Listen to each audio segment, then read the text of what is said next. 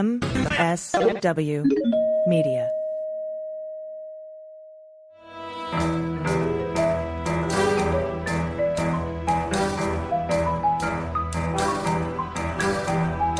The rule of law is not just some lawyer's turn of phrase. It is the very foundation of our democracy. The essence of the rule of law is that like cases are treated alike.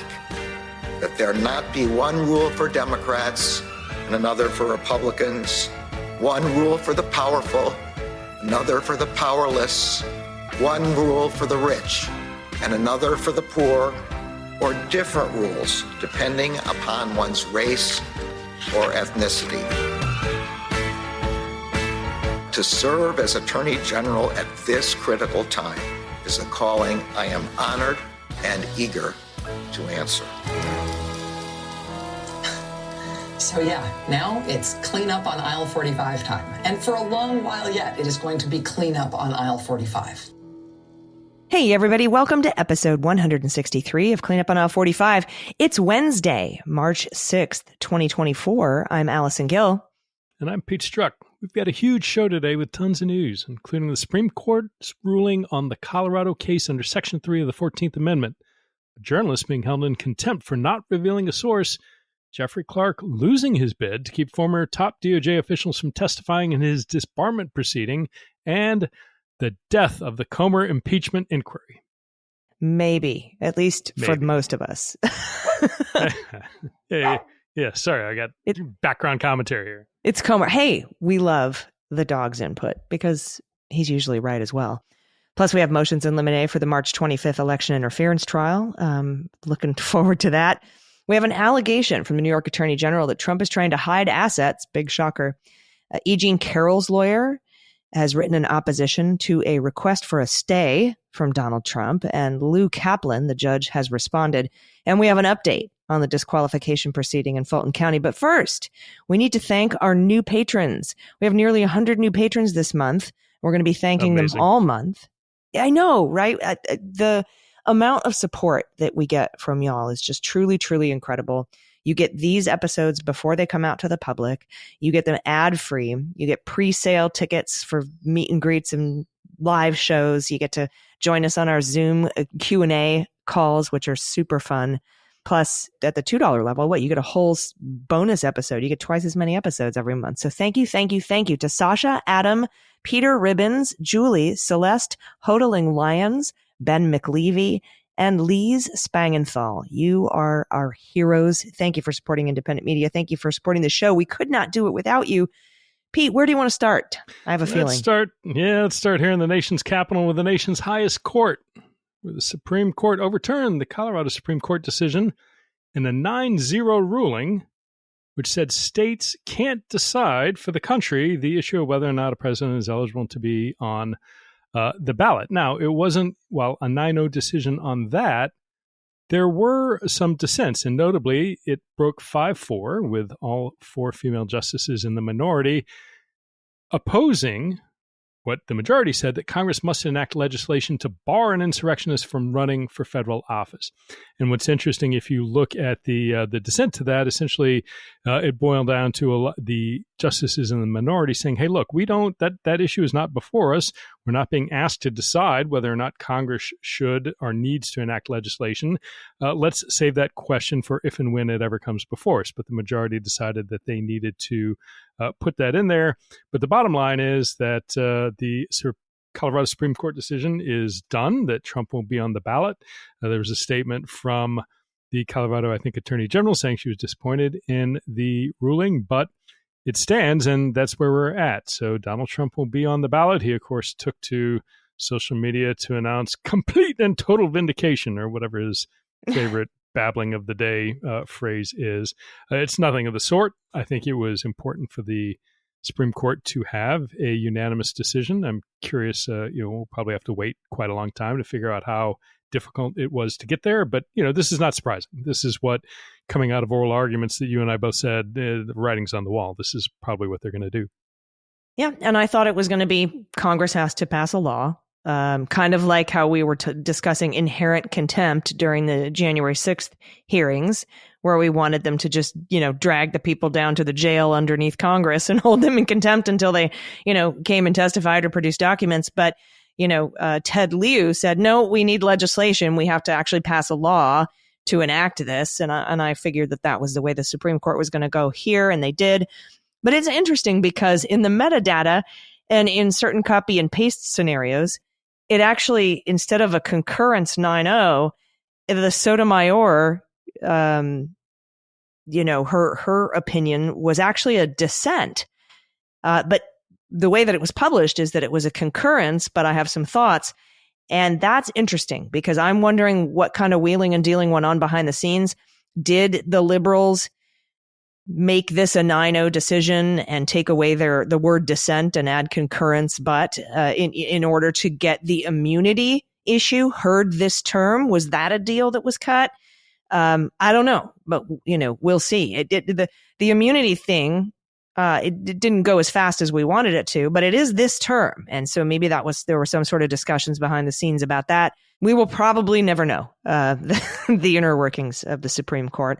What I do know is that if this was a unanimous decision, it should have been 8-0 because Clarence Thomas should have recused himself under law because his wife stands to gain. It does not matter. He is not going to recuse from anything, not the immunity question, not anything else. If it comes back up, a question about whether or not this is a official act or not, in 2028, whenever this finally gets all litigated out, Clarence Thomas is going to be there as long as he's drawing breath on this earth, along with his best friend Jenny at home, his soulmate, who he, if you're to believe him, never talks about work ever in any way, shape, or form. Jenny of the Gitmo barge text to Mark Meadows.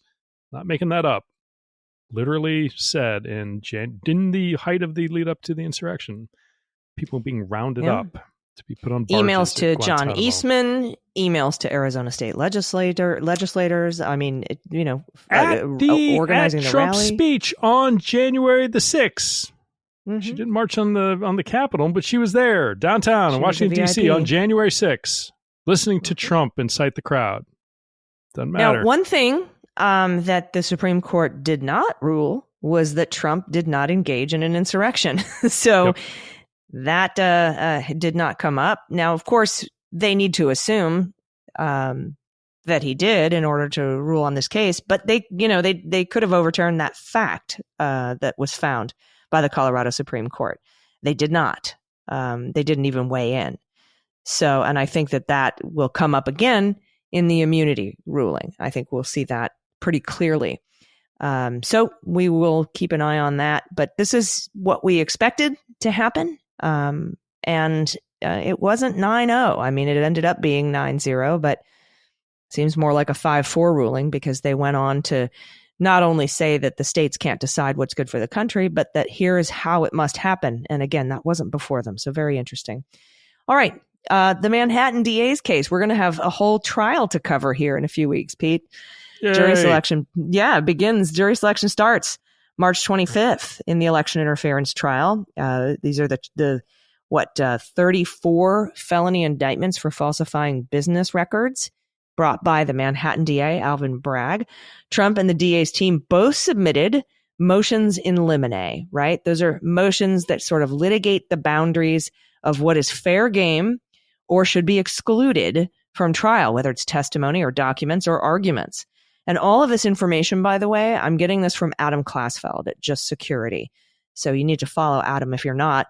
The defense wants to keep out most of the anticipated key witnesses.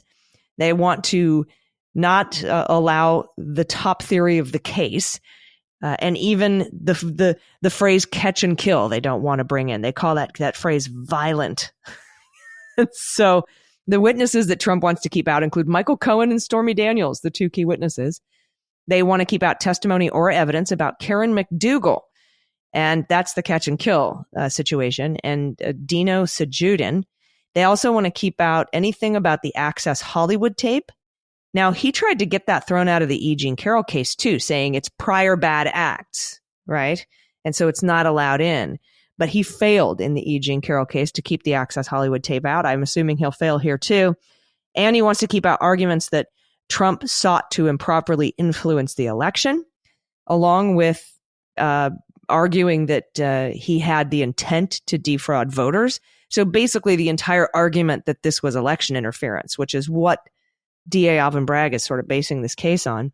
And they also want to stop prosecutors from showing the jury what Rudy Giuliani said in May 2018 about the payoffs, because he basically admitted to them and they want to admit it to it. He wants to keep that out, which I think is hilarious. Now, as far as what the DA wants to keep out, they want to keep out Trump's proposed campaign finance expert. They want to keep out selective prosecution claims. So, the whole idea that this is vindictive prosecution and politically motivated. They want to keep out some information about the related Southern District of New York case against Michael Cohen, probably to prevent them from impeaching their witness. But, he does have that Engoron ruling in the New York Attorney General civil fraud trial that Michael Cohen was telling the truth and Weisselberg was not.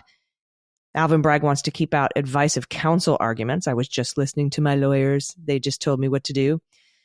And then Bragg wants the judge to declare fair game to the Access Hollywood tape and ensuing sexual assault claims, which prosecutors call centrally relevant motive to conceal the payoffs to influence the 2016 election. So basically, Pete, the DA wants to argue this was election interference and they want their central witnesses. Trump wants them all out. Everybody's swinging for the fences, as you normally would do in a motion in limine. And we'll see what the judge says in this case. We don't have a ruling yet. Yeah, and I think Bragg is in pretty good shape for a number of reasons. One, as you indicated, that Cohen has been, via Judge Engoron's finding that he found Cohen to be a credible witness, notwithstanding his prior guilty plea to false statements. And the other thing, what we're going to talk about in a little bit, is Alan Weissenberg just pled guilty to lying again, essentially. So the things that Trump would want to rely on, and we'll get to that later in the show, but I think as you look at these various motions, whereas Alvin Bragg is in pretty good shape, Trump's defense, on the other hand, probably not enjoying the same sort of footing. I'm very curious to see, on the heels of his $1 million evaluations expert that he wheeled out with the civil fraud trial that was brought, the $1 million that got him an expert essentially coming up with nonsense that Judge Engoron didn't credit much at all. Curious to see who this campaign finance expert is and what nonsense they'll try and spout. They may get that just because, you're entitled to your expert. You can try and impeach their credibility when they're on the stand, but who knows? It's probably like Kellyanne Conway or Sebastian Gorka or something probably, weird. or Alina Haber herself. She's going to be, I've worked in parking lot law and I am here to tell you about campaign finance. And what I haven't been able to find, I was trying to figure out whether or not this will be, I think it won't be televised. I'm not sure if we are going to be able to get, unlike Fulton County, I don't think this is the kind of thing where you can log in and watch and or hear, but I do think there may be the ability to have live reporting coming out of that rather than, at some federal courthouses where you have to lock up your electronic devices and leave if you want to report out. So not the home run public access that we are going to get, God willing, if the Fulton County trial goes, but certainly better than what we can expect if and when Eileen Cannon's courtroom ever sees the light of day in the trial against Donald Trump. Setting that aside, in New York, let's go back down to Washington, D.C., where a journalist is being held in contempt. And this is from the Associated Press. A federal judge held veteran investigative reporter and dear friend of mine, Catherine Herridge, it's heavy sarcasm there, in civil contempt on Thursday for refusing to divulge her source for a series of Fox News stories about a Chinese-American scientist who was investigated by the FBI but never charged. U.S. District Judge Christopher Cooper in Washington imposed a fine of $800 per day until Herridge reveals her source, but the fine will not go into effect immediately in order to give her time to appeal. The source, and the identity specifically of the source, is being sought by Yanping Chen, who has sued the government over the leak of details about the federal probe into statements she made on immigration forms related to work on a Chinese astronaut program. Now, Herridge, who was recently laid off by CBS News, published an investigative series for Fox News in 2017 that examined Chen's ties to the Chinese military and raised questions about whether the scientist was using a professional school she founded in Virginia to help the Chinese government get information about American service members. The stories of Herridge's relied on what Chin's lawyers contend were items leaked from the probe, including snippets of an FBI document summarizing an interview conducted during the investigation, personal photographs, and information taken from her immigration and naturalization forms and from an internal FBI PowerPoint presentation. Chin sued the FBI and the Department of Justice in 2018, accusing the government of violating the Privacy Act, which prohibits the public disclosure of private information about individuals without their consent. Chin's lawsuit says both her personal and professional life were upended amid a wave of negative media attention after the leak, leading to hate mail and death threats. Now, it's interesting because on the one hand, I am not and could not comment on anything I know or don't know about the particular FBI investigation against Chin, whether in fact it actually took place. But it is certainly interesting any time that you start seeing news reporters using what is clearly inside DOJ and FBI information, allegedly this FBI PowerPoint. And what Chin is essentially saying is like, hey, look, you, government, had this information. Somehow it found its way into Catherine Herridge's hands. She was not authorized to have it. You were not authorized under the Privacy Act to give it to her, yet somehow she got it. And the only place she could have gotten it is the government. And so while they didn't, this is not a lawsuit targeting Catherine Herridge, what Chin's attorneys are essentially saying is, look, Your Honor, we can prove that this came from the government. And to do that, though, we have to have Herridge identify who her source was. And Herridge is saying, well, I'm a reporter. I have to keep the identity of my informants and sources confidential, and I'm not going to provide it to you. And in this case, Judge Cooper said, no, that's not accurate. You do, in fact, have to turn it over, and you haven't, and I'm going to hold you in contempt. Appeal away, but I think there is a history of there is no reporter shield law in the United States. So while reporters in the past have taken this position, they have lost, and they have gone to jail. I'm thinking back to Judith Miller, I think, went and spent some time in jail about, I think it was the Valerie Plame investigation with some of the reporting that she had provided where, parties wanted her to disclose their sources. But, whether noble or not, I suppose if you're going to credit reporters when they protect sources in stories that you support, you should credit reporters when they protect sources about stories you don't support. I just, Catherine Herridge had, at least in her time on Fox News, I don't know that she was necessarily always the most objective journalist, but in this case, $800 a day gives you many thoughts about what you want to do in responding to the government. Well, it makes me think of that IRS contractor that just got sentenced to 5 years for releasing thousands of people's tax returns to a reporter. That person had to be unmasked as a source to reporters. As did the guy who released the Pentagon Papers, as did Reality Winner, there's so many, only so many government leakers, whether they're contractors or work directly for the government.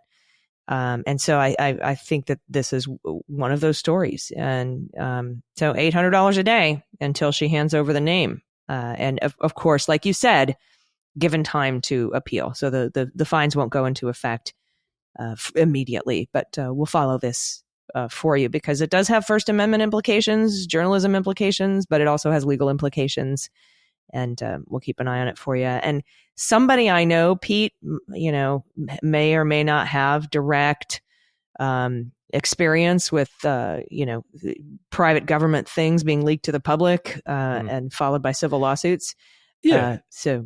Look, the bottom line is if this came from anybody in DOJ or the FBI, they should be held to account. There is nobody in either organization has any business disclosing investigative information. I'm not saying this is true or accurate or that's where it came from. I'm setting that aside. If there is a fact pattern where somebody, again, within the FBI or DOJ, but anywhere in government, like your example of the contractor with the tax information, that stuff should not be getting disclosed to anybody, let alone a reporter, or Fox reporter or MSNBC reporter, whoever it is. You can't do that. And that is protected by the Privacy Act. There are ways. I'm familiar with other cases where the government attempted to try and, subpoena the identity of a reporter's source. And what the reporter and news organization did, at least in one case I'm thinking of, they filed essentially an affidavit saying, look, we're not going to tell you the identity of the source, but we are swearing to the fact in this affidavit that it wasn't from within the government. And so essentially saying, we're not going to waive confidentiality, but to the extent you're trying to prove that it was from somebody in the government, it wasn't.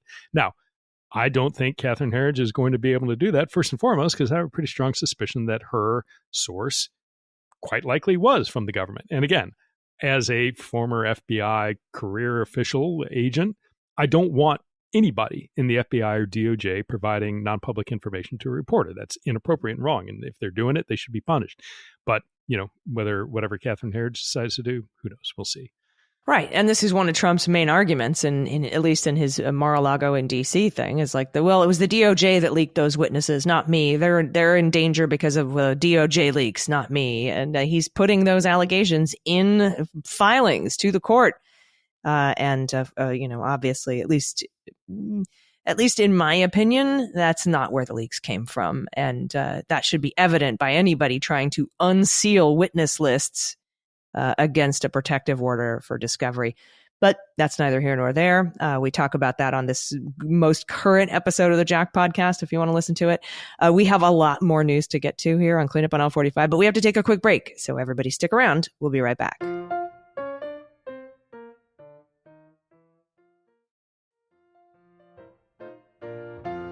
Hey, welcome back. We have more new patrons to thank, including Mary S. Duran, Brenna Parcell, Tamara Nelson, Progressive Amma, Tony Gizone, Rochelle, Jamie Hoare, and Colleen Jersey. Thank all of you so much.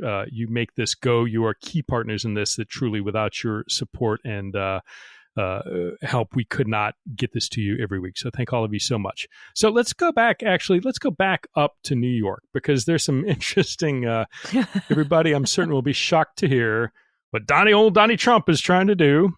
This coming from an accusation from the New York Attorney General that Trump is trying to hide assets with New York addresses, changing them to Florida addresses. Now, this is all coming from Jose Pagliari at the Daily Beast. Donald Trump is already trying to dodge the colossal $464 million bank fraud judgment, with the former president attempting on Wednesday to appeal the decision without forking over the cash required to challenge the ruling. But at the moment, Trump's lawyers are claiming he doesn't have the money to appeal without selling a building. The New York Attorney General claimed that, in fact, Trump is quietly moving his assets to Florida. On Wednesday, the top-line news out of Trump's bank fraud case was that the former president's lawyers pulled a classic Trumpian business move, trying to avoid the required step of fronting nearly $500 million, with a B, dollars, to stop the Attorney General from seizing the former president's assets. Instead, his lawyers offered to cut a cheaper deal. Hey, why not? With an appellate court proposing to put up not $500 million, not $400 million, not $300, no, $100 million instead.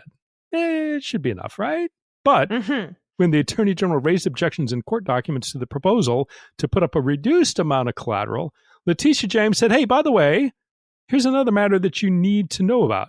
Trump appears to be trying to move assets out of her reach. Dennis Fan, who is a senior assistant solicitor general at the Attorney General's office, alerted appellate judges at the state's first judicial department that Trump has sneakily relocated business entities from New York down to Florida. Now, from the filing, quote, as the court recognized earlier in this case, there is unfortunately a distinct need to, as the court said, ensure that defendants do not dissipate their assets or transfer them out of this jurisdiction, unquote. Trump's lawyer, Robert's letter, notified the judge of what he deemed errors in the AG's court filings, claiming that, quote, several of the addresses for the defendants in the proposed judgment are incorrect, unquote. Now, you'll notice they didn't deny this general activity was taking place. They just, some of the addresses for the defendants are incorrect. Now, we mistakenly put very different, distinct addresses in Florida for these businesses. It was an error. Pardon us. Yeah, and surprisingly enough, Trump's motion was denied, and he must pay the full $464 million bond. He was granted, though, an interim stay on being able to get loans from New York banks and the revocation of his business licenses. So I'm curious, given that, we're inching closer to the date these are due. We do not have anything other than angry Trump tweets or truths and angry Trump statements at campaign rallies. He doesn't have the money. And I am increasingly curious where he's going to even find people willing to issue bonds for the $464 million that he's going to have to cover. Well, he can now he can still get, because they did put an interim stay on his inability to borrow from banks. So if he can find a lender, he can still borrow that money. But he's got about another $500 million coming due in loans to Deutsche Bank and Ladder Capital this year on totally separate things. So, $1 billion, $1.5 billion, it's going to be tough to get a loan if you're Donald Trump. I think that getting the stay on the business licenses, okay, that means he could sell some assets if he needs to. But yeah, it's going to be interesting to see where he comes up with this money, because he doesn't have it. New York Attorney General says he doesn't have it. Eugene's lawyer says he doesn't have it. And we'll get to Eugene in a second. But in the New York Attorney General civil fraud trial, there's been a new development today as we record this on Monday. And that is that Alan Weisselberg, former CFO of the Trump Organization, has pled guilty to perjury. We talked about this a couple of weeks ago, that there might have been plea negotiations. Judge Engoron brought that up when he wrote letters to both parties saying, hey, you got any information on this plea deal that you can tell me about while still, maintaining your rules of ethics as lawyers? And, he didn't really get any additional information, except Trump's lawyers accused him of, what did they accuse him of? They said, relying on New York Times reporting to make your decision. He's like, no, I'm not. I'm saying I'm not going to rely on that. That's why I'm asking you if you have any information. But that happened today. Weisselberg pled guilty. There were 5 charges. He pled guilty to 2 charges of perjury. He lied in the depositions about when he gained knowledge of the square footage discrepancy of the Trump triplex, as called out by the Forbes reporter. You'll remember he testified and said in depositions that he didn't know anything about that it was 33,000 square feet instead of 11,000 square feet. I didn't really have anything to do with that. I didn't learn about it until the reporting came out. And the Forbes reporter came in and was like, bullshit. I was in the room when you were discussing this way back in the day. And he released the emails and text messages, gave them to the New York Attorney General, who apparently gave them to the Manhattan District Attorney, who then went into negotiations for a guilty plea with Weisselberg. So he is pled guilty. There's no cooperation deal here. He still refuses to turn on Trump, even though he's had to repay that. Basically, you remember when he got that $2 million golden parachute deal that was contingent upon his non-cooperation? And Judge Engoron was like, that's illegal. And you don't have to really follow that non-disclosure agreement, Mr. Weisselberg. And he had to pay back. Part of that $364 million judgment was $1 million of it was that Weisselberg had to pay back the $1 million he had gotten. It basically hush money, if you want to call it that. I would. So sentencing for him, for Weisselberg, for this guilty plea is going to be April 10th. And again, no cooperation deal. He's still not flipping. Like we said from the beginning, Pete, this guy was born to go to jail for Donald Trump. He is looking at another 5 months in prison. That is what the DOJ is seeking here. Yeah, or the state AG. Oh, right. sorry. My bad. So right. Look, I mean, several things, state. right? I mean, I cannot imagine what it is that Donald Trump holds over Alan Weisselberg, because for Weisselberg to be, and he is going back to Rikers, which is not a pleasant place to spend any amount of time. It's probably better than the Fulton County lockup, but it is a horrible place to spend time. And he's going back, no question in my mind, as a repeat offender, as a serial perjurer or liar. He is facing jail time again. And to have already paid back money to nevertheless say, I'm not going to cooperate in any way, shape, or form against Donald Trump just makes me imagine what it is that Trump must have in his back pocket. Now, this also does, as we were just talking about with Alvin Bragg's trial, Weisselberg's testimony is shot. Anything that Trump may have hoped to get out of him in his testimony, there's absolutely no credibility that Weisselberg has left. So his ability to try and provide any information, and again, remember, he can't serve as a corporate officer as part of Judge Engoron's ruling. He can't serve as a corporate officer in New York ever again. So his future prospects, outside of going to jail again, are horrible. And then the final thing is just, as you were pointing out, Judge Engoron asked all the parties, like, hey, I've heard rumblings that Weisselberg may be talking to the criminal authorities and maybe pleading guilty to something. So if any of you, particularly you defense attorneys, have information that I should know before I enter a judgment, you should let me know now. And it's really, and Alina Habba has, a relationship with him. I don't know if she is the primary, person representing him in this New York criminal case, but I am sure that Judge Engoron and Chambers are taking a very close look to see what people represented to him after he asked that in light of what's occurring right now. So, stay tuned. Does he change any parts of his judgment? You'll remember, when we talked about at the time that the New York Attorney General essentially said, hey, Your Honor, look, you don't need to wait to see what happens with Weisselberg. You can enter a judgment now because there is all this case law that allows you to go back in after the fact and change things. If, say, something like Weisselberg pleading guilty or being convicted of perjury happens. So let's see. I'm not convinced that Judge Engoron is quite done yet. Well, yeah, because Habba answered that call from Judge Engoron on behalf of her client Weisselberg, saying, ethically, as his lawyer, I can't talk about anything like that. That was her statement. So, yeah, it will be interesting. Yeah, because you're right. The New York Attorney General was like, look, you can already go falsus in uno, or was it falsus in uno, falsus in omnibus? False in one, false in all. Right. I you can already Latin. do that because we proved that his testimony was in conflict with reality, at least the documents. So, yeah, it'll be fun to see if this changes anything. I'm not sure it will, but stay tuned. We'll definitely let you know if we hear anything from the judge. All right. And, while we're in New York, let's talk a little bit about E.G. and Carroll, because Robbie Kaplan has filed an opposition to Trump's stay request. And this is, I love her and the filings because they do not mince words. And these are direct quotes from the request. Quote, almost 1 month after the jury returned its verdict in this case, defendant Donald J. Trump filed yet another motion for a stay, this time to stay enforcement of the judgment without a bond or any other security that would ensure that plaintiff E.G. and Carroll's will be able to collect the $83.3 million that Trump now owes her. The reasoning Trump offers in seeking this extraordinary relief boils down to nothing more than, trust me, he doesn't offer any information about his finances or the nature and location of his assets. He doesn't specify what percentage of his assets are liquid or explain how Carroll might go about collecting.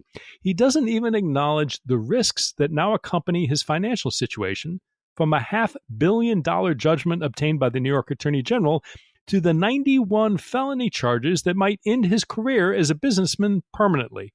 He simply asks the court to trust me and offers, in a case with an $83.3 million judgment against him, the court filing equivalent of a paper napkin signed by the least trustworthy of borrowers. It continues. Not done yet. It continues. There's absolutely no basis in law for Trump's requested relief. In fact, his position fails for 4 independent reasons. First, Federal Rule of Civil Procedure 62B does not authorize unsecured stays. Second, Trump bears the burden of proof under Rule 62B and has obviously failed to meet that burden, given that he has failed to submit any evidence with his motion. Third, under controlling Second Circuit law, Trump has not made the showings necessary to obtain relief from the presumptive obligation to post a full supersedeas bond. Finally, even if the court were to apply the traditional 4-factor stay framework, which does not apply here, Trump has not shown a likelihood of success in prevailing on his anticipated post-trial motions, and every other relevant factor cuts against him. Accordingly, Trump's motion should be denied, including the cursory unsupported request for a reduction in the bond amount that appears at the end of his brief, which God bless him. I mean, couldn't have, and would not be capable of saying it better because I'm not a finely trained attorney like Robbie Kaplan is. But I love the court filing equivalent of a paper napkin signed by the least trustworthy of borrowers. Yep, nailed it. That's pretty much it. Yeah, wow. And by the way, Lou Kaplan issued, the judge in this matter, issued a minute order because Trump was like, Judge, you have to give me a decision on my stay request today by March 4th. And the judge said, you know what? You'll get it when you get it, basically. And today is not that day. Someday your ship will come in. Today is not that day. So that's the minute order. We won't have that ruling today. By the end of this recording, obviously, we may get it before you hear this episode on Wednesday, but we'll keep an eye out for it. All right, Jeffrey Clark. Before we had to break, I have to tell you about Jeffrey Clark. Remember when he wanted to claim all kinds of privilege that he didn't have to prevent Rosen, Donahue, Klukowski, and Philbin from testifying against him in his disbarment proceeding? He claimed every single type of privilege in the book. Well, he filed that motion. That motion has been denied. He argued, executive privilege, deliberative process privilege, because he was part of the DOJ, law enforcement privilege, and attorney-client privilege. And as to the executive privilege, the court said, basically, we agree with the disciplinary council that Mr. Clark does not have standing to assert privilege on behalf of a former President Trump in this case. And they went on to say, besides, Trump's executive privilege has been waived because Trump permitted Mr. Rosen, Mr. Donahue, and Mr. Philbin to testify before the Senate Judiciary Committee and the House January 6th Select Committee. So that testimony has been made public. That waives any executive privilege, which you can't claim on his behalf anyway, but even if you could, it doesn't exist.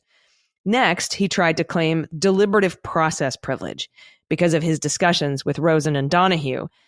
Those were part of DOJ deliberative processes, and so they have to be privileged. Nope, sorry. That privilege isn't Jeff's to make. This is what the court says. That privilege is the Department of Justice's, and they would assert that privilege, and they are waiving it. So, ding dong, you're wrong. Too bad. Same with the law enforcement privilege. Exactly the same thing. That is the Justice Department's privilege to invoke. And you, Jeff, are not part of the Department of Justice. Again, maybe call us when there's an oil spill. And finally, Clark tries to invoke attorney-client privilege with Trump. But guess what? It's the same thing we have been saying over and over again. Trump is not your personal client. You are not Trump's personal lawyer. The agency is who you work for. You work for the people, not the man. So it's no wonder you forgot that simple fact in your request. So that, basically you can't claim attorney-client privilege with the agency, because your client isn't Trump. So as a member of the Department of Justice, sorry, you are beholden to the people and the agency, not the man. So all of it was denied, and all four of those fellows will now be able to testify in his disbarment proceeding. Yeah, I'm quickly getting to the point where the only thing I have to say about Jeffrey Clark is a disdainful grunt. Just a, I'm reminded, back probably 10 years ago, they had these they had the workplace signs that were motivational sayings about, hang in there and teamwork and inspiration and innovation and things like that. And somebody did a demotivational series where they made snarky comments. And the one that I remember every time I start thinking about Jeffrey Clark is one that had, it may be that your sole purpose in life is to serve as a cautionary tale to others. And just every last thing about Captain Underpants is just, he is the Lionel Hutz. He is the bad attorney of the Trump administration, where the hapless fellow who is, and this is a bit, think about the competition. You got Rudy, you got Alina Habba, you got Eastman, you got Ches. This is a rich tapestry of incompetence, but yet nevertheless, the cream rising to the top of that morass seems to be Jeffrey Clark, in my opinion. There's probably room for disagreement there, but in my mind, he's right now he's holding that title belt. We'll see if somebody challenges him. Yeah, and I'd like to recommend a new inspirational poster for Republican Trump lawyers. Just put pants on. Just put pants on. There was a lawyer in the Fulton County for the Trump defendants, one of the Trump defendants, during the Fulton County hearings, walking around on the Zoom without pants on. We had Jeffrey Clark, no pants out front of his house while the folks went in to search his house. We have Alan Dershowitz, who said, well, I kept my underwear on during the whole Jeffrey Epstein thing. We've got Rudy Giuliani taking his pants off in Borat movies. It's just put your pants on. Keep your pants on. Put your shoes on, too. Just stay dressed, please. Trump attorneys, thank you. That is my public service announcement and my new inspirational poster. If you're going to work for Trump, just keep your pants on all the time, just in case. All right, we have more news to get to, but we have to take a quick break. Everybody stick around. We'll be right back.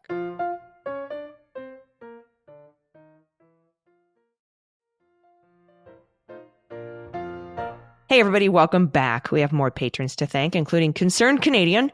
Trump's been living on the tip of a clown's dick so long the clown got tertiary syphilis. Okay. Terry Tamu, struck in the middle with you. Very nice. David Coley, Adrian Grace, Elizabeth Shippey, thank you so much. You make this show possible. All right, let's talk about Congress for a little bit. There was a subpoena from Comer and Jim Jordan to Merrick Garland for records relating to the Robert Hur investigation into Biden's handling of classified material. And Marcy Wheeler rightly said, be careful what you wish for. You might get a lot more than you bargained for in that, because honestly, Merrick Garland's Department of Justice and Jack Smith's special counsel has been calling the bluff of this Congress, or the bluffs, I should say, of this Congress for a while. Like, release the affidavit for Mar-a-Lago. Okay, here it is. Or, release the 1023. All right, the guy who just got arrested, here you go. Or release the transcripts of this. All right, here it is. It totally proves you wrong on everything. So again, be careful what you wish for here. I'm always of the mind that the DOJ won't hand this over, but they might, and it might be really bad news for the people who want it, namely Comer and Jim Jordan. Also, Comer melted down when he was asked about impeachment evidence this week. From Sarah Burris at Raw Story, Hunter Biden arrived on Capitol Hill on Wednesday to testify behind closed doors, just days after Smirnoff was indicted. That's their star witness. And he basically for fabricating their star document, the FBI FD 1023. It did not go well when NBC News reporter Ryan Nobles pressed Jim Comer to explain what Joe Biden did that met the constitutional standard of high crimes and misdemeanors. And of course, Nobles said there's no evidence that Joe Biden did anything. And then Comer cut him off. Look, he got $200,000 from, and then Nobles interrupted and said the $200,000 was a personal loan that Joe Biden made to his brother. And that's according to earlier testimony. And then James Biden repaid him. And then Nobles said, but he wasn't a public official at that time, even if there was anything wrong with him. What has he done as a public official? That is a high crime and a misdemeanor.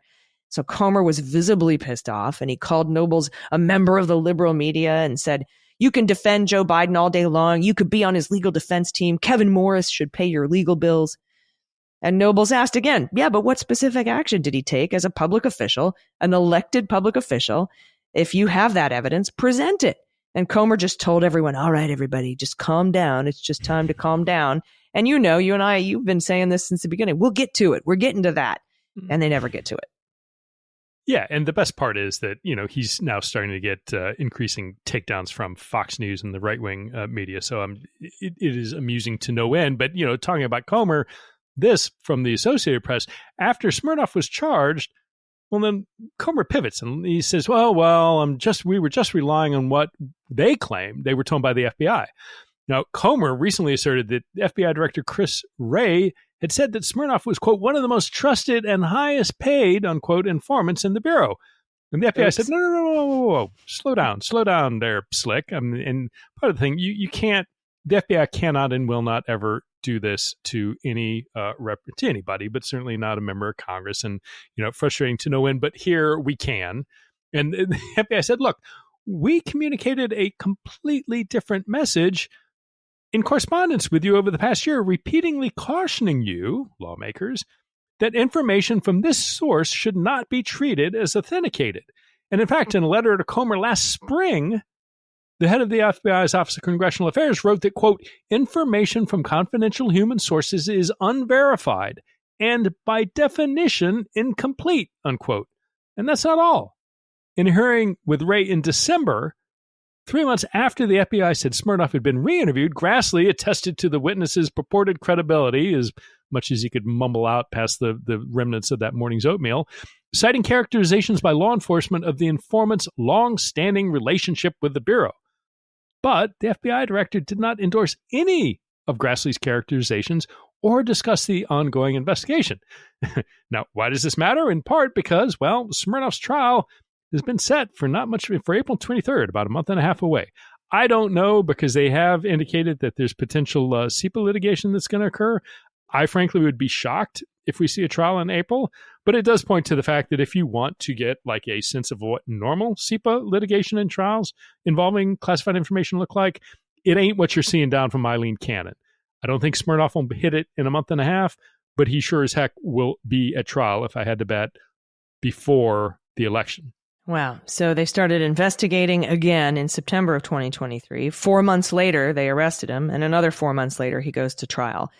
If we only had had a special counsel appointed in October of 2021 to investigate the coup. Anyway, I don't know anybody who was calling for that except for you and I. Anyway, let's talk about Hunter Biden's testimony because it was pretty interesting. We got the transcript. Large portions of the testimony diverged into Hunter Biden's well-documented battle with addiction. And in one particular exchange, Matt Gaetz questioned whether the president's son's business dealings, particularly with Burisma, were legitimate. And he said, "Were you on drugs?" He asked Hunter Biden. Matt Gaetz asked, "Were you on drugs when you were on the Burisma board?" And Hunter responded, "Mr. Gaetz, look me in the eye. You really think that's an appropriate question to ask me?" So it was a little bit of shot across the bow with regard to Gaetz's alleged, drug use and cocaine orgies, I suppose. Rep. Swalwell led one particularly pointed exchange intended to draw out the differences between President Biden and former President Trump. And Swalwell said, "Did your father ever employ in the Oval Office any direct family members who also worked in the Oval Office?" And Hunter Biden said, "My father has never employed any direct family members to my knowledge."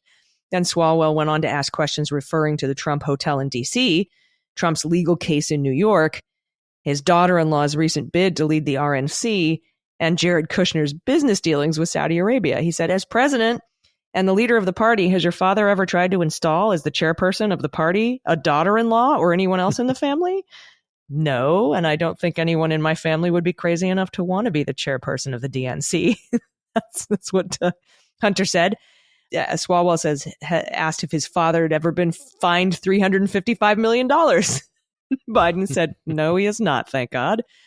As for Hunter Biden's laptop, that was allegedly dropped off at a Delaware repair shop and the source for many allegations against the Biden family. He testified he doesn't even recall bringing it in. He said if his computer needed repairs, he would bring it to an Apple store. So all of this sort of came up. It was all in the transcript. It completely, again, debunks the entire basis for Comer and Jim Jordan's sham impeachment inquiry. So we will continue to keep an eye on that as it proceeds. But the idea, at least for most, is that this thing is dead in the water, including Tomi Lahren, who went on Fox News and said this is over. Yeah, and I can't, the most pathetic thing, well, there's so many pathetic things, but Matt Gaetz, look, none of us know, you and I don't know exactly what he has or hasn't done with minors or with illegal drugs or with trafficking, human trafficking to the Bahamas or anywhere else. Having said that, there have sure been a lot of allegations in media reporting that Matt Gaetz is involved with all of that. So for him to sit there, and I mean, what was appalling was even after Hunter asked him, like, look, knucklehead, you of all people, do you really think it's you should be asking me that? Gaetz plugged along shamelessly. Yeah, sure, absolutely. Why not? I cannot wait that at some point karma is not perfect in its sort of application to people who have it coming. But God almighty, Matt Gaetz does have it coming. And I look forward to the day where just the shamelessness of his personal behavior and then what he subjects other people to when that bill comes due. Because I do think, channeling that Johnny Cash, channeling old spirituals, sooner or later, God will cut you down. And it's coming for Matt Gaetz. Yeah. And we'll see what that House Ethics Committee report says. And we'll bring it to you here on Cleanup. All right, we have to take one more break, and then we've got some more news. Everybody stick around. We'll be right back.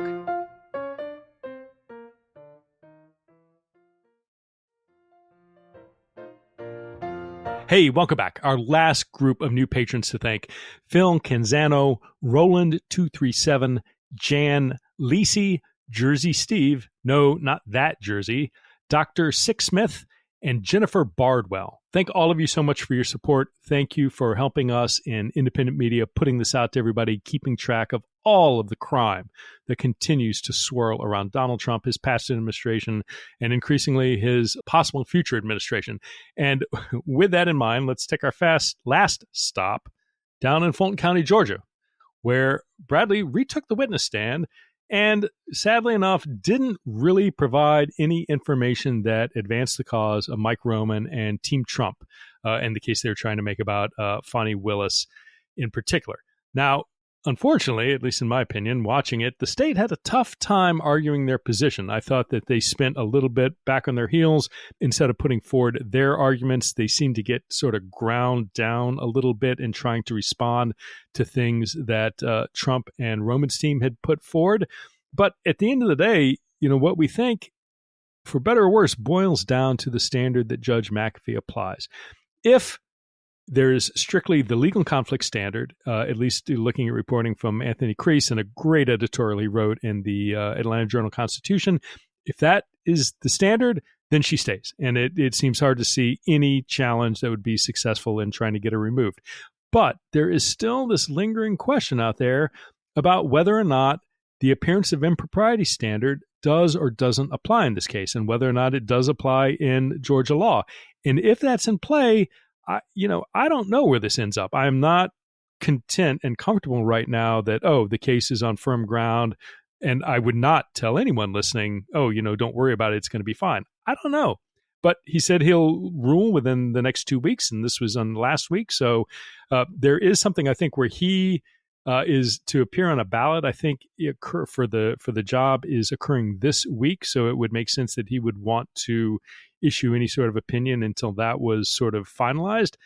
But we'll see. And Allison, I don't know how it's going to fall. And there's one other thing not related to this. Mark Meadows had filed a petition for an en banc for the full panel to hear his appeal. And this is from the denial, quote, "The petition for rehearing en banc is denied. No judge in regular active service on the court having requested that the court be polled on rehearing en banc.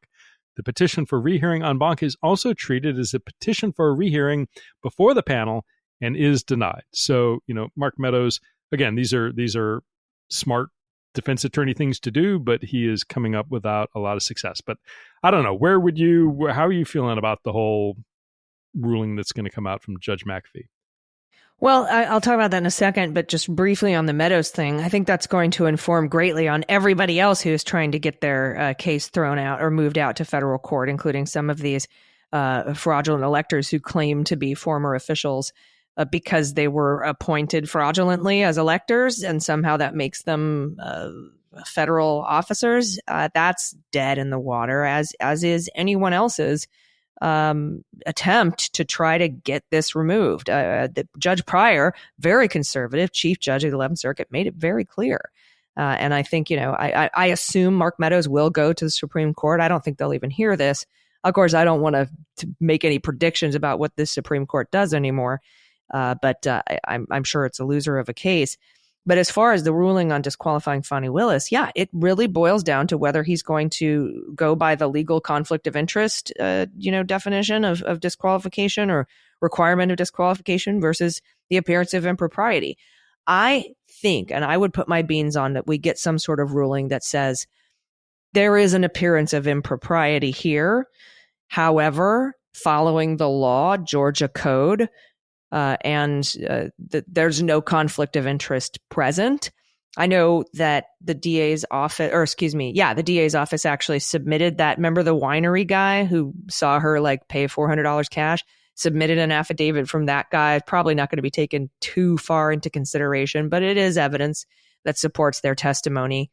And Bradley, I think, completely undercut himself by having to come back and be on the stand and basically say that I lied, or I was being a gossip when I was talking to Merchant, who is Mike Roman's lawyer. So I think there'll be an acknowledgement of the appearance of impropriety, but that it doesn't meet the standard of Georgia law. I think that might be the ruling that we see. He said he's like you said, he's going to rule in a week or two here. We will find out, but nothing is 100%.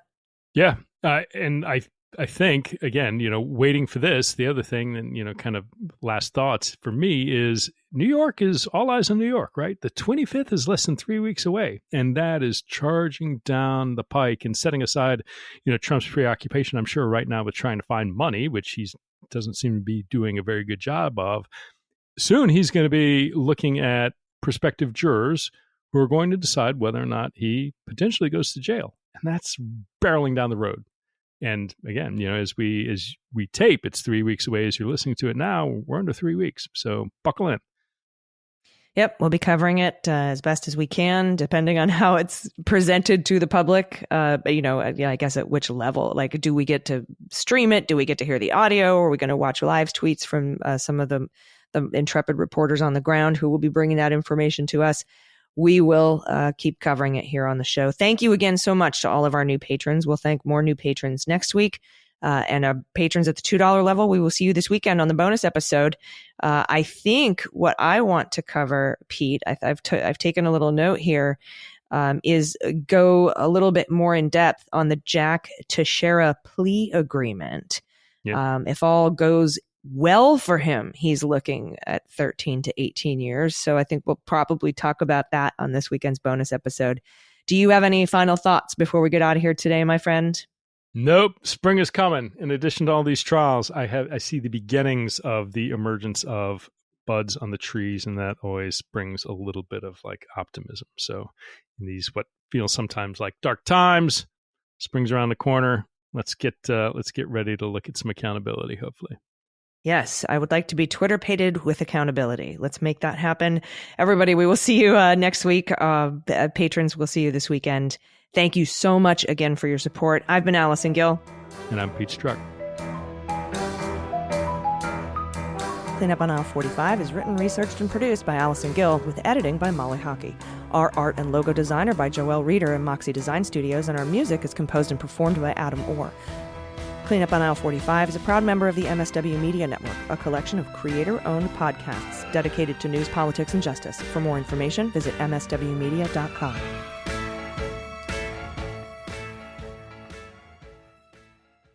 MSW Media.